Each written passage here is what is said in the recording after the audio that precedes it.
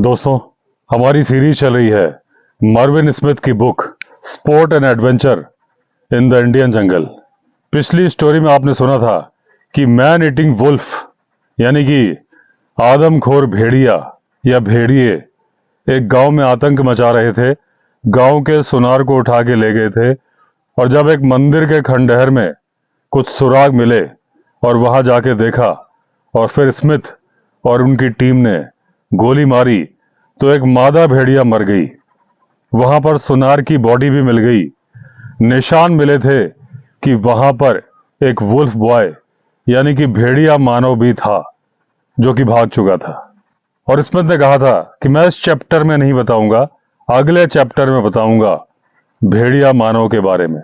अब स्मिथ बताते हैं कि उस आदमखोर भेड़िए को मरे हुए 2 दिन ही बीते थे कि गांव में जहां पर स्मिथ रुके हुए थे तो स्मिथ के कैंप में गांव वाले आ गए और साथ में लकड़ी पे टांगा हुआ कुछ लेके आए थे। ऐसा लग रहा था जैसे लोग सुअर मारने के बाद पकड़कर डंडी पे टांग के चलते हैं, ऐसा ही कुछ था। पास जाके देखा तो वह एक इंसानी बच्चा था जिसके की कलाइयां और पैर बांध के एक मोटी लकड़ी पे लटकाया हुआ था और 2 आदमी कैरी कर रहे थे। यह था भेड़िया मानव।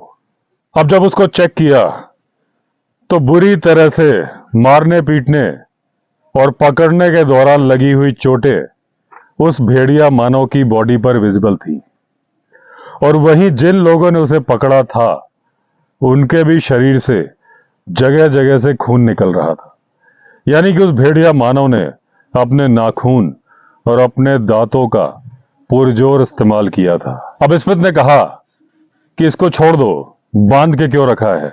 लेकिन जो लोग पकड़ के लाए थे उन्होंने कहा अगर इसको छोड़ा ये फौरन भाग जाएगा, ये बहुत ही तेज है। तो एक कुत्ते को बांधने वाली चेन लाई गई और उसकी कमर पे बांध दी गई और उसके हाथ पैर खोल दिए गए। और वो भेड़िया मानव जब खोल दिया गया तो भागने की बजाय उसने अपने पैर सिकोड़ लिए, हाथ सिकोड़ लिए और इस तरीके से लेट गया जैसे बच्चे सोते हुए करते हैं। उस भेड़िया मानव के बाल बहुत ही लंबे थे, कंधे के नीचे लटक रहे थे, उलझे हुए थे। उस भेड़िया मानव के हाथ पैर बहुत ही पतले थे और हाथ पैरों पर जगह जगह चोट के निशान थे। उसका पेट बड़ा था और कंधे गोल थे। उसके कैनाइन दांत बहुत ही डेवलप्ड थे जो कि मांस को चीरने और फाड़ने के काम में आते हैं। जब उसे कच्चा मटन दिया गया तो पहले तो उसने उसे सूंघा और फिर अपने मुंह के साइड से यानी उस तरफ से जहां पर कैनाइन दांत होते हैं उसको फाड़ने में बिजी हो गया, कच्चा ही चबाने और निगलने लगा। और जो मटन के पीस की हड्डियां थीं उसको घंटों तक चबाता रहा, कुचलता रहा, क्रश करता रहा। उसके आगे के दांत अच्छी कंडीशन में नहीं थे और यही वजह थी कि वो साइड से खा रहा था। उसकी बॉडी से बड़ी अजीब सी स्मेल आ रही थी, यहां तक कि कुत्ते भी उससे दूर रहना पसंद कर रहे थे। वो इंसान कुछ कुछ भेड़िया ही नजर आ रहा था। जब उसको टेंट के अंदर ले जाया गया तो वो लाइट से बहुत ज्यादा डर रहा था। कितनी ही कोशिश करो वो लाइट के नजदीक नहीं जा रहा था। उसने एक कोना ढूंढा और जो कैंप के अंदर एक स्ट्रेचर था उसके नीचे जाके अपने आप को सिकोड़ के लेट गया। लेकिन उसको टेंट में रखा नहीं जा सकता था क्योंकि उसके शरीर पर बहुत सारे कीड़े थे और दूसरा उसकी जो बदबू थी, जो गंध थी, वो पूरे टेंट में भर गई थी। तो उसको बाहर की एक जगह में भूसे का ढेर दिया गया, उसको चेन से बांध दिया गया। कुत्ते भी बहुत ज्यादा दूर नहीं थे और एक गार्ड की ड्यूटी लगा दी गई कि इसका ध्यान रखना। अगले दिन सुबह हुई, दिन के उजाले में उसे अच्छी तरह से एग्जामिन किया गया। उस बच्चे की उम्र थी करीब करीब 10 साल। उसको सीधा खड़ा करने की कोशिश की गई। बड़ी मुश्किल से वो खड़ा हो पाता था, फिर बैठ जाता था क्योंकि उसे आदत थी कोहनी और घुटने के बल चलने की। उसकी लंबाई थी 4 फीट 1 इंच। उसके घुटने, पैर, कोहनियां, उनकी स्किन बहुत ज्यादा हार्ड थी। इससे मालूम चलता था कि वो उन्हीं का इस्तेमाल करके चलता था और हैबिचुअल था उन पे चलने के लिए। कभी कभी वो पैरों पे खड़ा होता था, जल्दी ही वापस अपनी हथेलियों के दम पे नीचे आता था और कुछ कुछ वैसे चलता था जैसे बंदर चलते हैं। और जब भी वो चलता था कोहनी और घुटनों पर ही चलता था। शायद उसकी ये आदत इसलिए पड़ी थी कि जब वो भेड़ियों की मांद में यानी कि गुफा में जाता था तो उसका मुंह सकरा होता है और वो कोहनी के दम पर ही जा पाता होगा। किसी भी तरह के कपड़े पहनाने की कोशिश बेकार थी। सारे कपड़ों को वो फाड़ देता था। वो अपने आप जमीन में गड्ढा खोद लेता था, अपने शरीर को सिकोड़कर उस गड्ढे में समेट लेता था। उसको नदी के पास में ले जाया गया, उसके बाल काट दिए गए और जब नदी में उतारा जा रहा था तो उसने पुरजोर विरोध किया। नदी में जाने के लिए तैयार ही नहीं था। जो लोग नहलाने ले गए थे उन्हें अच्छी खासी मशक्कत करनी पड़ी उसे पानी में उतारने के लिए। वो तभी शांत हुआ जब एक कुत्ता जिसका कि नाम था नंदेर, उसको भी नहलाया जाने लगा उसी पानी में।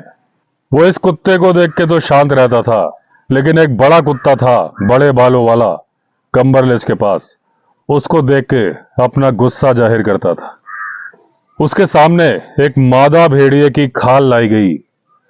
उसको उसने देखा, सूंघा, कई बार सूंघा, उसके बाद उसको उलट दिया और फिर वैसी आवाज निकाली जैसी भेड़िए निकालते हैं।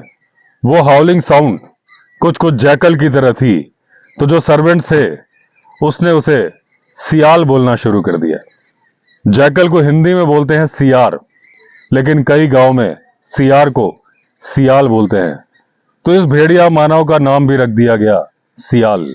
और उस भेड़िया मानव को मालूम चल चुका था कि जिस मादा भेड़िया की ये खाल है वो जिंदा नहीं है, मर चुकी है, इसलिए वो उसके पास नहीं जाता था।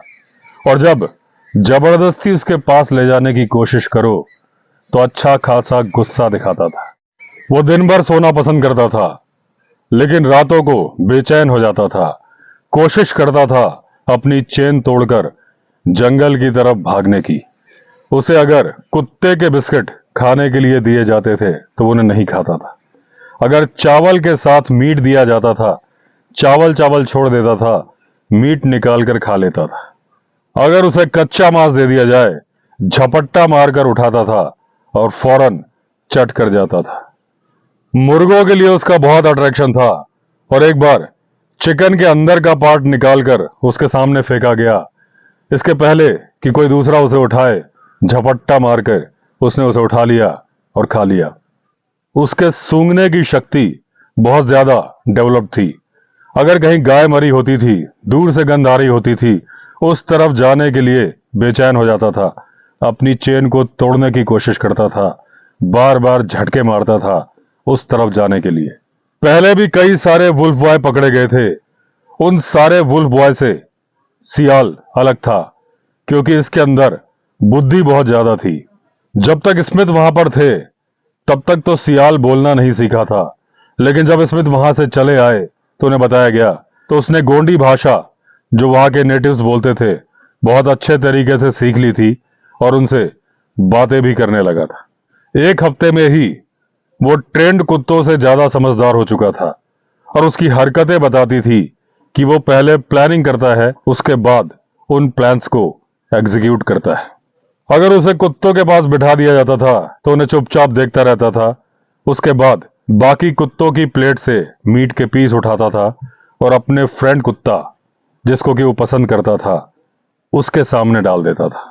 कुछ दिन बाद उसका सर पूरी तरीके से शेव कर दिया गया, पूरे शरीर पर तेल और हल्दी की मालिश की गई और उसे गर्म पानी से नहलाया गया। ऐसा करने से उसके शरीर से जो बदबू आ रही थी वो बदबू चली गई। बार बार जब उसे कपड़ा उड़ाने लगे, धीरे धीरे वो कपड़े को टॉलरेट करने लगा और फिर कपड़े पहनने भी लगा। आसपास के पूरे इलाके में खबर फैल चुकी थी कि भेड़िया मानव पकड़ा गया है।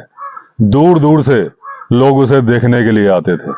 जो केयर टेकर थे, जो कि सियाल यानी कि भेड़िया मानव का ख्याल रख रहे थे, जब लोग दूर दूर से आते थे तो उसके लंबे लंबे बाल और जो नाखून थे वो अच्छे खासे पैसे देके उनसे खरीदते थे।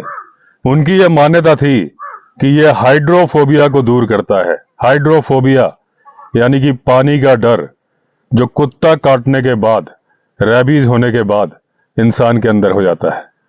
महिलाएं उसकी पूजा करना चाहती थी, उसके लिए दूध लेके आती थी, मुर्गियां लेके आती थी। उसे भेड़ियों के राजा की तरह से ट्रीट किया जाता था और महिलाओं का यह मानना था कि अगर उसे दूध अर्पण किया जाएगा, मुर्गियां प्रेजेंट की जाएंगी, तो भेड़िए उनकी मुर्गियों, उनकी बकरियों को नुकसान नहीं पहुंचाएंगे। लेकिन सियाल था कि उन महिलाओं पर बिल्कुल भी ध्यान नहीं देता था। उसका सारा ध्यान होता था उन बच्चों की तरफ जो कि आए थे महिलाओं के साथ। सबको मालूम था कि इसके दिमाग में खुराफात चल रही है, क्योंकि ये बच्चों को ही शिकार बनाता था। इसलिए पूरा ध्यान रखा जाता था कहीं ये कोई शरारत ना कर दे, किसी बच्चे को घायल ना कर दे। सबको मालूम था कि गांव से जो बच्चे गायब हो रहे थे, ये भेड़िया मानव सियाल अपने भेड़िया गैंग के साथ उनको खाता था। भले ही ये उन्हें उठा के ना ले गया हो, लेकिन जब भेड़िए खाना खाते थे तो साथ में खाते थे, और उन्हीं का एक सदस्य था सियाल यानी कि भेड़िया मानव। और जिस समय तहकीकात की जा रही थी और निशान, जो 4 गड्ढों के निशान जो उसकी कोहनी और घुटनों से बनते थे, अचानक से जाके गायब हो जाते थे। उसका कारण यह था कि अचानक से अपने पैरों पे खड़े होके कुछ कदम 2 पैरों पे चल लेता था, इसलिए वो निशान बनने बंद हो जाते थे। लोकल लोगों का मानना था कि अगर किसी मादा भेड़िए के बच्चे मर जाते हैं तो उसे उसके स्तन में दर्द होने लगता है। तब वो एक इंसान का बच्चा चुरा लेती है और उसे स्तनपान कराती है, अपने बच्चे की तरह पालती है। शायद इस भेड़िया मानव को मादा भेड़िए ने ऐसे ही पाला था। और उसके बाद वो भेड़िया मानव सदस्य बन जाता है भेड़िया टीम का। जो उस मादा भेड़िए के नए बच्चे होते हैं, वो भी इसे अपना भाई समझते हैं और भाई की तरह ही उसके साथ खेलते हैं। जब लेफ्टिनेंट कम्बरलेज वहां से भोपाल के लिए रवाना हुए तो सियाल, वो भेड़िया मानव भी उनके साथ गया। और बाद में मालूम चला कि उस भेड़िया मानव को एक मिशनरी को दे दिया नॉर्थ वेस्ट में। और स्मिथ का मानना था कि यही सियाल था जो बाद में कहानी का हीरो बना रुडयार्ड किपलिंग की बुक मोगली। तो दोस्तों, इस तरह से समाप्त हुआ यह चैप्टर सियाल द वुल्फमैन। अगले एपिसोड में अगला चैप्टर कवर करेंगे। अगर आपने चैनल सब्सक्राइब नहीं किया है तो चैनल सब्सक्राइब कर दीजिए। चलिए फिर मिलते हैं, तब तक के लिए all the best. Vande Mataram.